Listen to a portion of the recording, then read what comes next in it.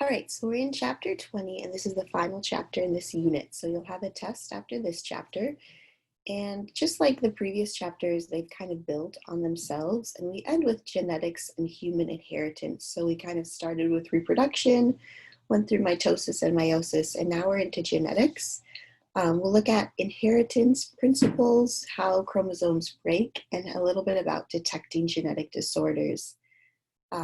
We talked a little bit about this. Genetic information is carried on chromosomes that are in the egg and sperm in equal numbers. And homologous pairs are chromosomes. The 23 chromosomes are received from one parent and 23 from the other parent. And then each member of the homologous pair carries genes for the same traits. Genes are segments of DNA that code for a specific protein that will play a structural or functional role in the cell. And a trait is any sort of characteristic that's produced by the actions of one or more gene-directed proteins. An allele is a different form of a gene, so they will produce different versions of the trait they determine. So for example, if you have a gene for freckles, one allele will cause freckles to form, and another allele does not. So here is a homologous pair of chromosomes.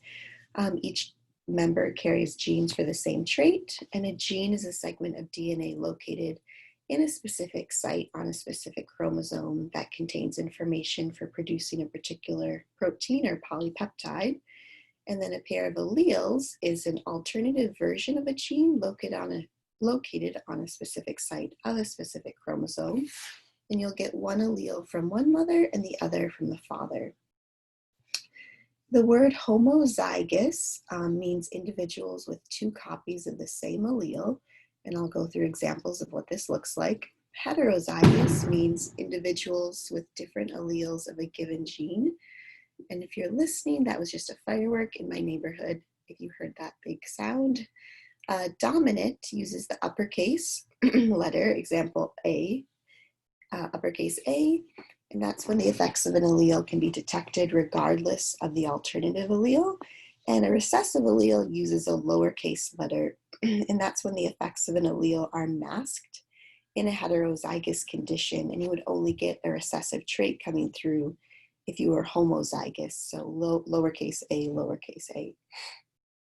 A genotype are all the alleles that are present, makes up the genetic composition of an individual, and a phenotype are the observable physical traits of an individual.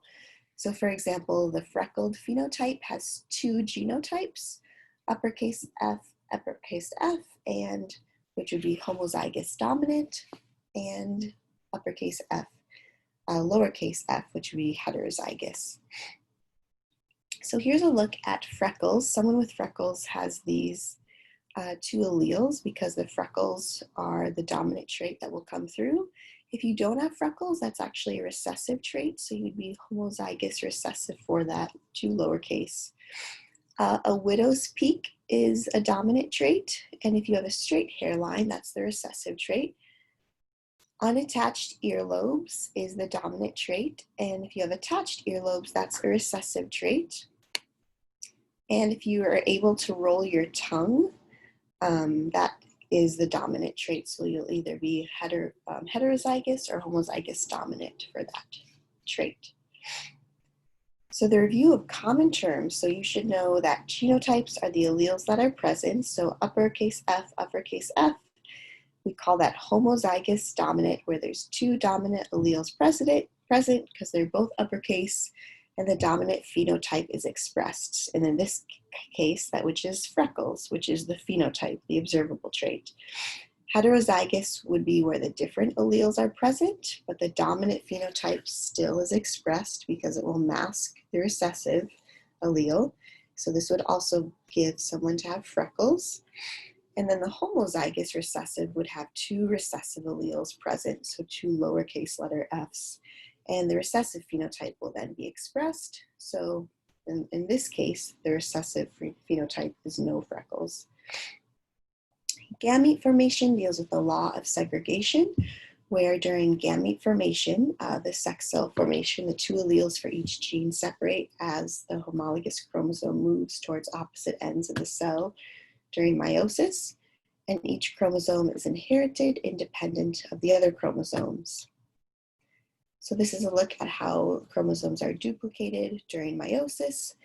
Meiosis 1, meiosis 2, and the gamete will have a dominant allele, and all gametes will have recessive alleles. And fertilization will produce a heterozygous offspring, so you get one allele from each parent. Mendelian genetics was named after Gregor Mendel, who was a monk in the 19th century, just a really intelligent guy. He studied how single genes are inherited from parents to offspring, and he used pea plants. He first used one trait crosses and then two trait crosses, and he was able to figure out what traits of pea plants were expressed by crossing the parents. He would set up Punnett Squares, which is a matrix used to predict genetic makeup of offspring of individuals of particular genotypes. Rows represent possible gametes of one parent, and columns represent possible gametes of the other parent, and the boxes will represent possible combinations. So let's show this picture using freckles as an example. So let's say we have a homozygous recessive male. So he does not have freckles because he's homozygous recessive. So his recessive trait comes through, and he creates offspring with a homozygous dominant female who does have freckles.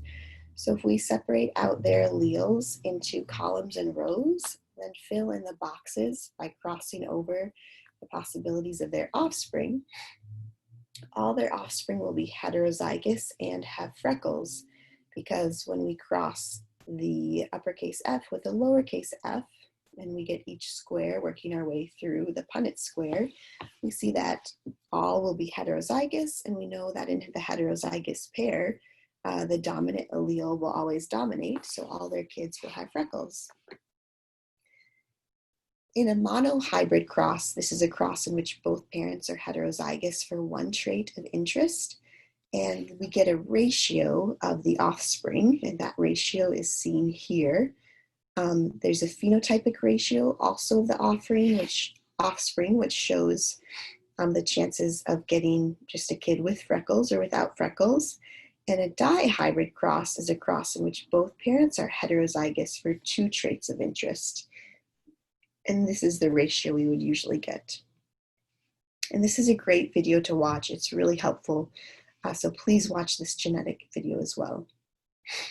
This again shows the crossing of two heterozygous. So this is a little bit different. We have two parents who do have freckles, but they're heterozygous for it. And if you look, since they're heterozygous, there will be a 3 in 4 chance that or 75% that their kid will have freckles by setting up the Punnett square, but there will actually be a 1 in 4 chance that the child will not have freckles because the mom and dad were heterozygous. They each carry that recessive allele, so when crossed in the Punnett square, there is a 1 in 4 chance that the child will not have freckles. So this kind of takes another look at that and how the crossing happens throughout meiosis 1 and meiosis 2. Then this is a dihybrid cross looking at freckles and a widow's peak at the same time. So it just gets a little more complicated setting up the Punnett square. So you can see this woman is heterozygous for freckles, heterozygous for the widow's peak, which is the dominant trait.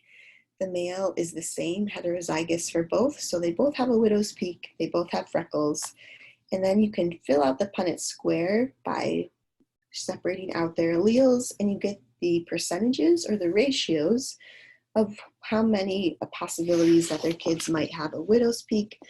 There may be straight hairline children or freckles with either or. Pedigrees are charts showing the genetic connections among individuals in a family, and these are super interesting. They're especially useful in following recessive alleles that are not visible in heterozygotes. So this happened with our daughter. She has red hair. My husband and I do not have red hair. Red hair is a recessive trait, which means it has to come from both sides of the lineage. My mother-in-law has red hair, and someone in my family must have had red hair. Because we got a redheaded kid. So this is an example of a pedigree chart, and it shows you fill in the best you can, and you go through each generation as represented by the Roman numerals. And it gives two examples, the pedigree of a dominant trait and the pedigree of a recessive trait. And it'll show you the affected males and affected females shaded in. And it's just interesting to go through and see the traits that people had and how it was passed on through generations. Genetic disorders are often caused by a recessive allele. A carrier is someone who displays the dominant phenotype but is heterozygous for that trait. So they could still be a carrier of the recessive allele and could pass it to the descendants. A dominant allele often produces a functional protein that the recessive allele does not. And an example of this is albinism, which lacks the ability, the person lacks the ability to produce melanin, which is a brown pigment. It depends on an enzyme. The dominant allele results in pigmentation, produces functional enzyme, and recessive alleles that result in albinism produce non-functional enzyme. Complete dominance is when the heterozygote exhibits the trait associated with the dominant allele, but not that of the recessive allele. And co-dominance is the effects of both alleles are apparent in a heterozygote. And the big one example of co-dominance is our blood typing. The protein products of both the A and B alleles are expressed on the surface of red blood cells. So you could have an A and B blood type. Incomplete dominance is the expression of the trait in a heterozygous individual is in between the way the trait is expressed in a homozygous dominant or homozygous recessive person. And an example of this is a sickle cell allele. The heterozygote will have the sickle cell trait. And this is another great video showing kind of the principles of inheritance and how these genetic disorders can get passed down. Here's a look at sickle cell, which shows the normal red blood cell crossing between two heterozygous, and then a sickle cell trait that could get passed down. And sickle cell anemia would only be, again, if it was recessive from both. Pleiotropy is when one gene has many effects and providing an example of incomplete dominance. Sickle cell is also an example of pleiotropy or pleiotropy.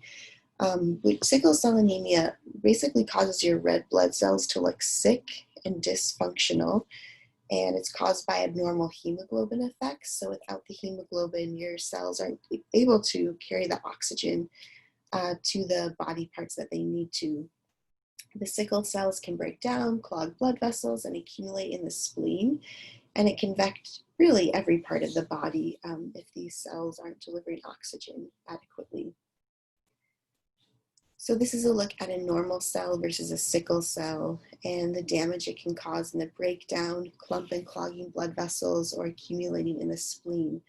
So sickle cell anemia is very sad, and it can cause a variety of disorders. Multiple alleles are when 3 or more forms of a given gene exist across many people in the population. An example of this are your ABO blood types. Blood type is determined by the presence of a certain sugar on the surface of the red blood cells, and this shows you which would have those. When 3 or more forms of a given gene exist across many people in the population, the gene will have 3 alleles, and the alleles will specify the A and B polysaccharides, and when both of these alleles are present, both polysaccharides are produced, so we would get a co-dominant pair of alleles, so they would both be present and expressed. So this is an example of how you would get blood type A, blood type B. AB or O would have neither polysaccharide. Polygenic inheritance is variation in a trait such as height, which is independent of environmental influences. It will involve 2 or more genes. Many traits like height, skin color, and eye color will vary almost continuously from one extreme to the other. So the environment could play a role in creating such a smooth continuum between all of these. So this is just showing the number of alleles for tall stature. So just showing kind of the variety that you could get. Genes on the same chromosome are usually inherited together. They're described as being linked, and they usually do not assort independently. It's usually emphasized here because there's a mechanism that can unlink genes on the same chromosome that we went over in the last chapter, called crossing over. You can have sex-linked genes. The Y is much smaller than the X and carries fewer genes. So most genes on the X chromosome have no corresponding alleles on the Y chromosome. So these are known as X-linked genes or sex-linked genes. You can have different pattern of inheritance. Recessive phenotype of X-linked genes are more common in males because the son can inherit those X-linked recessive genes from their mother. An example of this is color blindness, types of hemophilia, and Duchenne muscular dystrophy. So again, this is a great video to watch. This is showing the X-linked or sex-linked genes, how the carrier mother could pass it along to her son or daughter. Sex-influenced genes, they're autosomal genes whose expression is influenced by sex hormones. Their expression differs in males and females. So one example is male pattern baldness. It's more common in men than in women because its expression depends on both the presence of the allele for baldness, but also the presence of testosterone. So that's where they can be influenced by sex hormones. It's usually breaks in chromosomes are usually caused by chemicals, radiations, viruses. It can result in changes in the structure and function of the chromosomes. We call a deletion a complete loss of a piece of chromosome, and this is common if the tip of a chromosome breaks off. An example of this is Cry-du-Chat syndrome, where you cry and it almost sounds like a cat in babies. Duplication is the addition of a piece of a chromosome. An example of this is Fragile X syndrome. You can see how the Fragile X syndrome would cause what we call a fragile site, a duplication of an extra piece, and it would cause some sort of mental disabilities. Prenatal genetic testing is recommended when something defective runs in the family, or if the mother is older than 35 due to increased risks of non-disjunction, when the chromosomes would fail to disjoin. Amniocentesis is a small amount of amniotic fluid. It can be withdrawn, which contains cells of the fetus, and these cells will be cultured and looked for abnormalities in the number of chromosomes or the presence of certain alleles that are likely to cause specific diseases. CVS is chorionic villi sampling. Cells are cultured, chromosomes are examined from the cells of the chorion, which will have the same genetic makeup as the fetus. A disadvantage of chorionic villi sampling is that it has a slightly greater risk of triggering a miscarriage than does the amniocentesis. Non-invasive screening also could involve sampling of fetal cell-free DNA found in the maternal blood. And advantages of this, it can be done much earlier in pregnancy and don't risk any sort of miscarriage. And a disadvantage is that there's a higher rate of false positives. So it could tell you there's a disorder when there's actually not. Newborn genetic testing, these are blood test screens for PKU. This allows doctors and parents to prevent brain damage by keeping the infant on a strict diet. Adult genetic testing could be used to help predict things with people who are at risk or predisposed for a specific disease before the symptoms even appear. So genetic testing is kind of the rage right now, and if you're interested in it, you can continue to study more genetics. This was a pretty simple version of what actually goes on.